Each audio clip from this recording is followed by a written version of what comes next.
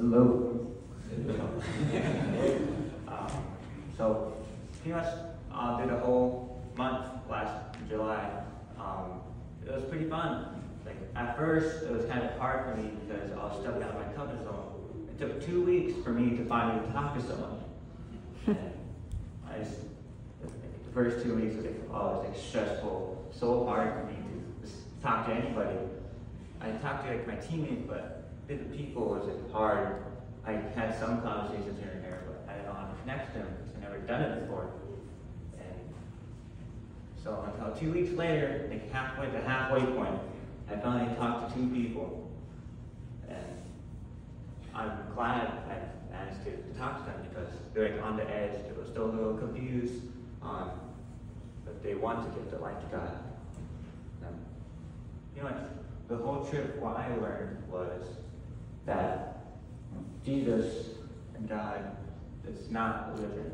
It's more of a relationship that you're meant to have. You're created to have. Because all things were made by Him. You know, made for Him. Yeah, pretty much during that whole video, there's like all those people talking to people, and my friend West, who was like mostly talking. I seen him mostly in the video. Big guy. He helped me a lot with that. And my other friend named Lucas, he also helped me a lot too. They're both not really on the emotional side, but during like near the end, I shared my testimony with my teammates, and I just remember I almost broke down crying. Well, I did, but I almost collapsed. But those two are the only two that came up and hold me, comfort me. The first time in like years that I felt that, felt wanted, felt loved. Because when I never knew my real dad. I never met him because before I was born, he got sent to jail for killing 2 people at a Sundance. He killed 2 people, and I never knew my dad until like age 6 or 7. That's when I finally met him. So I always thought this other guy was my dad. I always thought he was. And I remember growing up, I just always felt this hatred towards him and toward my mom. Because my stepdad, he abused me. He yelled at me for no reason. So, you know, it's physical, mentally, and emotionally. He always done that because he was hurting me from the inside. Like, when I think back, I can't remember happy memories as much. I just remember crying a lot, getting yelled at, watching my mom get beat over and over again. One thing that hurt me the most too, I remember this exact moment too, is my mom getting dragged up the stairs by her hair. My dad beating on her, and my mom screaming out, "Stephan, please help me. Help me. Help me, please." And my stepdad, he said back, "Don't do anything, stand there, be scared." So I couldn't do anything because I was frozen. I was scared. So I just stood there and watched. And one day, I was taken to a church. This church here, by my older sister. I'm very thankful for her. Because when I went back home, I got hit, yelled at for no reason, ran up to my room, opened my window, and got on my knees. Because before I went home, I heard Daniel, I believe that's his name. He prayed, even though there was a law against him praying. He would get killed, he got sent to the lion's den. I just remember that, so I opened my window, did exactly what he did, got on your knees, and just prayed out loud. Remember the exact prayer too. "Please, God, please take me away from my mom and dad. Please, just take me away." And then 2 years later, when I was 6, I told my grandpa for no reason that my dad had sent me. He just sent me for no reason. I don't know, I just told him that. Then he took me away from them, fought for me, fought them just for me to be safe. And I'm really glad for my grandbrother and for my sister. The only two who are really in my life that I'm thankful for. But at the same time, it came as a cross, because when I was growing up, they weren't really home. My grandpa was somewhere out drinking, my sister was out her friends, so I grew up alone. And there's certain times that the only way I coped with myself being alone was talking to myself. That's the only time I really talked to anybody, was only myself. But when I was younger, I knew about God, but I didn't know the whole thing. So what I did when I was a young age was that God, no matter what, if you're a kid, that He will send you. No matter what, you'll go to heaven. And I took advantage of that, so I just did whatever. And technically, I learned what sin was, finally. It's S-I-N. The I stands for yourself. Because you're running your own life. You have to be hijacked the plane, but it's your own life. And it's pretty much like, you know what, God, all these good things that God has for you, He'll love you no matter what, but you instead, you look away and you say, no, I'm going to go do this over here. I'm going to go do this instead. That's what I am doing. But I finally took a stand for it and finally gave my life to God. And before all of that, though, I put trust in my mom, thinking that she always will be there for me.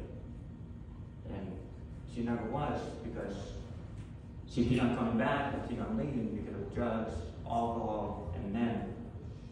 So I felt even more hate over and over again. Then at some point, like 7 or 8 years old, my other siblings got taken away. And I prayed for that a bit. But that came at a cost, a great, great cost. Because I couldn't talk to them, I couldn't see them for 5 years. That's what hurt me the most. So I couldn't be an older sibling I wanted to be. And I didn't get to see my other sibling because we didn't have a ride, or we couldn't walk because it's too dangerous. That's the one thing I hate the most. I wish I could have done more. I wish I could have been there for them more. Because this past year, their dad passed. My stepdad, their dad. And I heard even more. I can't be there for them because they live 2 hours away. And I always talk to one, though, which I'm glad that she's still in town. And I get to talk to her, get to see her, because she's a really good person and heart. And she really has a really caring heart. But you don't see it as much nowadays. They always hide it or always do something else.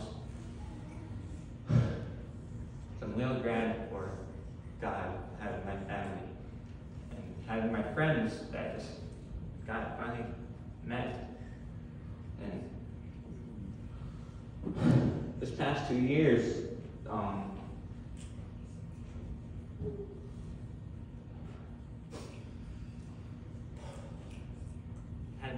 had a mentor pass. What you guys probably do know, Corey Curley. He had a very impact on my life. He understood me, he got me, and he was always there for me. Even if I mumbled, even if I talked quiet, he always spoke up for me. And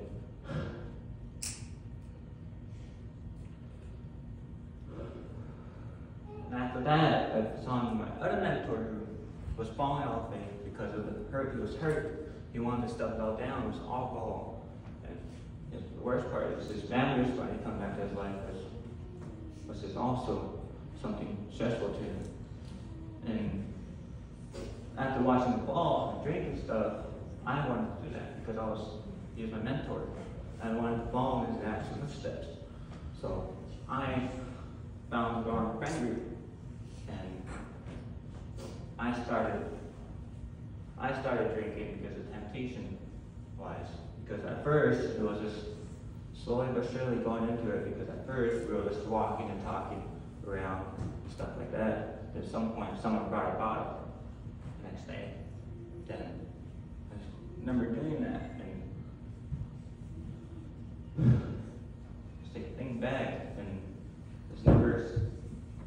I'm talking to my mom one day and had an argument with her because she was drunk, and she said the words, the exact word I said to her: "I'll never be like you. I'll never become a drunk like you." I remember hearing that, and like, I still found this temptation with my friends and stuff. One day, I woke up at their friend's house with them doing this. I wanted to go do the exact same thing, go talk, go for a walk, but they were too drunk, too high to spin there. So I just left. Got up and left. Remember walking home. Why? Why am I doing this? Why? And I found out later on this month that I was doing that to fill the void in my heart that was still there. I tried to fill that with relationships. Just alcohol, was pot. I said I would never do pot because I'm a runner, but I respected it because I've always been around me. My family does it. My friends do it. It hurt me seeing my younger sister. She does that just so she can feel that. And it hurts because I can't be there for her. Because she got sent to treatment and stuff because of alcohol and weed and stuff. And she was doing self-harm. I didn't want to say anything to her because that would be rude, and she would act out on it and get mad at me, stuff like that. So I had experience with that back then with my older sister, because that's the reason I couldn't reach out to my sister, because I was scared that she would get mad, angry with me, that she won't look toward me for help anymore. And so I was scared to talk to her about that. And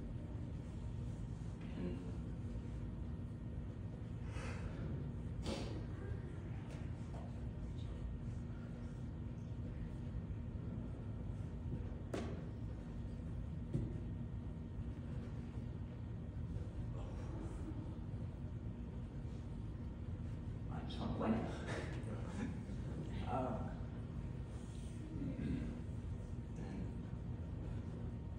Finally, when I took a stand, I saved up $1,000 to go to Puerto Rico to spend time with my cousins and to learn more about God. Because I'm thankful for my cousins a lot.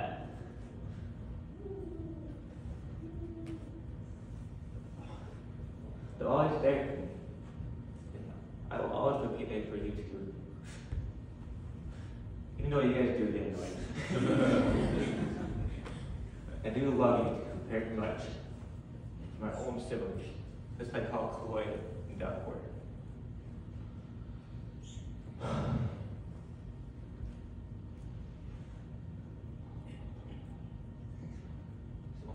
I got one day, I ran up to you and asked, "Do you want to get baptized?" I said, "I already been baptized." And she just said, "You can get re-baptized." I was like, she's like, "Okay." Then I just remember talking to one of the team leaders. His name is Dave Verma, and he's a very good guy. I really enjoy talking to him, and I remember just going over it more and more, and I understand it, so I wanted to do it. And so that night we got baptized. There was like 5 of us, me, Parker, River. And I'm very surprised that my older cousin, EJ, Eric, and another person named Charity. And I just remember that they were very joyful, because I was like, the first time I ever cried about something that I wanted a relationship. So that was my first time my relationship started. The second time was at WLS. I remember going there and just hearing about the unbeliefs. It took me 4 tries. I remember hearing the first time, just ignored it. Heard it the second time, kind of listened. The third time, I finally listened, and I wanted to do that. I wanted to learn more about God. And so that's what I did. When they asked, everybody wants to raise their hand, we could give you an application. I raised my hand straight stood up. And I was glad I did that. Because I met so many people that affected my life. And I'm glad I met. But there's one thing stuck on my comfort zone. And I wasn't ready for that trip because I only had a small suitcase about that high. I only had 5 pair of t-shirts, 4 pairs of shorts, and some socks and underwear. I wasn't ready for that at all. And so I volunteered, and later on bought more stuff, bought a bag, bought more clothes, Wally World. Yeah, it was very much just stepping out of my comfort zone this whole year, just stepping out of my comfort zone, going through something, spending money on stupid stuff. Yeah. And I'm real glad God let me meet so many people, let me meet so many wonderful people in my life.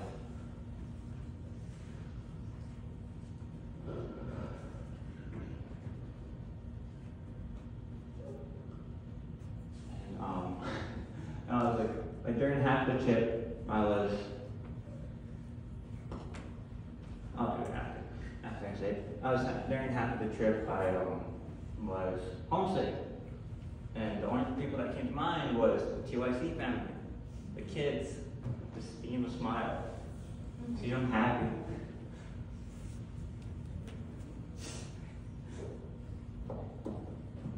Just remember my coworkers just enjoying themselves, having fun. Just remember that all popped in my mind at once. I'm glad. So I wrote something down since I was homesick. I wrote it down. It goes, I really do miss you guys a lot. I don't know why, because I'm feeling homesick. And the only thing that comes straight to mind was you guys, my coworkers, my friends, which is all of you, and QIC, and the kids. You guys make me feel safe and wanted.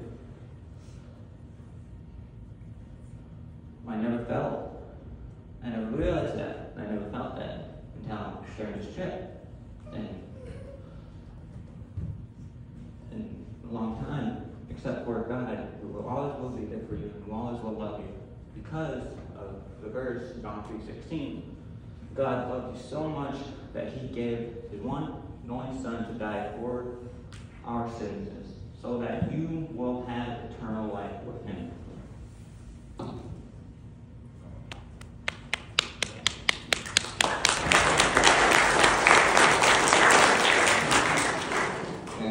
This one is to the youth mentors. This one is to you guys. Just imagine that we were just kids going to 2IC, not knowing one another, not knowing what's going to happen in the future. Now look at you. So now look at you. Working and being mentors for the kids, just like how Duck, Coy, and Max, and Aaron were for us. Even though they're still there, but don't mind that.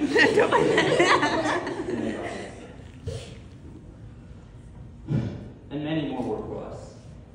And I'm very proud for every single one of you for stepping up and being there for the kids just like how they were. And I'm thankful for God letting me meet you guys, every single one of you. No matter how bad things get, you guys are like a family to me. And consider them ornamentals too. Consider them ornamentals too. And this, James 1:2. Consider it pure joy, my sisters and brothers, whenever you face trials of any kind. Consider it joy, no matter what. And thank you for all being there for me. I'm really glad to be back, even though I'm leaving next week.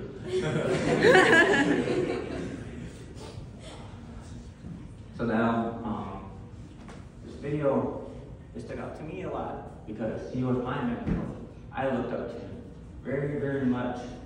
And so, he would be so happy to see you guys.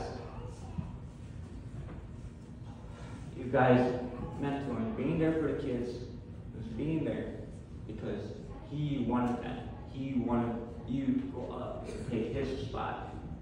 But I'm gonna play the video.